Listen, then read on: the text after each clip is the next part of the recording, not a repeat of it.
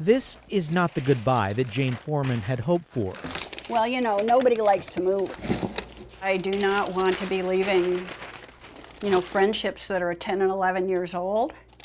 After more than a decade at Rosemont Court, a place she loved.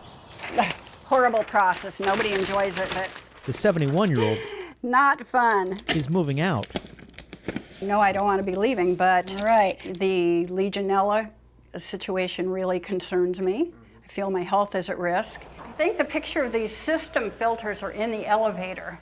And Despite efforts to fix the building's water system, here's the pictures of the filters. residents at the North Portland apartment complex are still getting sick with Legionnaire's disease, Yeah, it's a severe form of pneumonia or lung infection. Since January, at least 13 residents have been diagnosed with the illness, several hospitalized, and one woman, 74-year-old Lucy Schneider, died. It's just very stressful. Everybody's stressed out. I went to see They're a stressed out. psychologist. Everybody is. We are a community. Nearly 100 seniors live in affordable housing at Rosemont Court in North Portland. It's a community.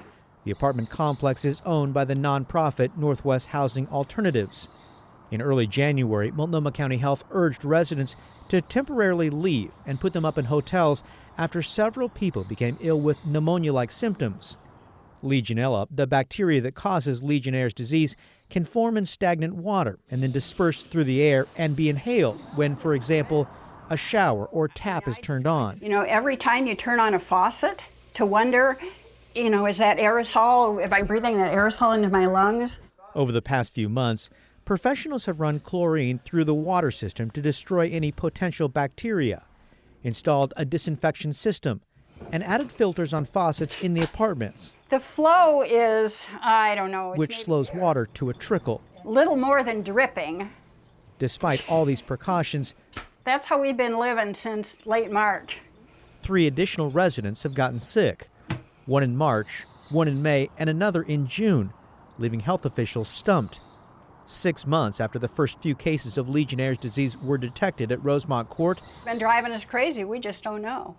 We just don't know. They still haven't figured out the source of this outbreak. What has made it so difficult in determining a source here? It can hang around in pipes anywhere where water is slowed or stagnant, and it can get shaken loose in ways that we may not completely understand and then come out of somebody's faucet or shower head. It was December the 10th that started the nightmare. Residents have wondered if the outbreak might be connected to nearby construction activity, the replacement of a fire hydrant in early December. They were warned to boil water for a day as a precaution. The Water Bureau said samples came back clean for bacteria. Is that water main break being considered? So I don't know that that's a smoking gun, but that is part of the timeline and part of the larger picture that we're looking at. Nationwide, reports of Legionnaire's disease have climbed in recent years. No one is sure why, but factors could include better reporting, aging infrastructure, and climate change. There is concern among health officials that cases could really flare as buildings reopen after prolonged shutdowns during the pandemic. Because that is a real consideration with water that has been sitting stagnant. Nothing's working. For residents at Rosemont Court, this issue needs to be addressed now. The uncertainty, the unknown. And it's sad to see. The lack of detailed information has dragged on too long. Do something to help us. Help us because we're suffering. We don't want to go through life psychologically thinking there's something to fear, something to doubt, something to be worried about. 4 days after our interview with residents, Northwest Housing Alternatives announced it would offer permanent relocation assistance to those living at Rosemont Court. They'll get one-on-one support to help move, if they choose.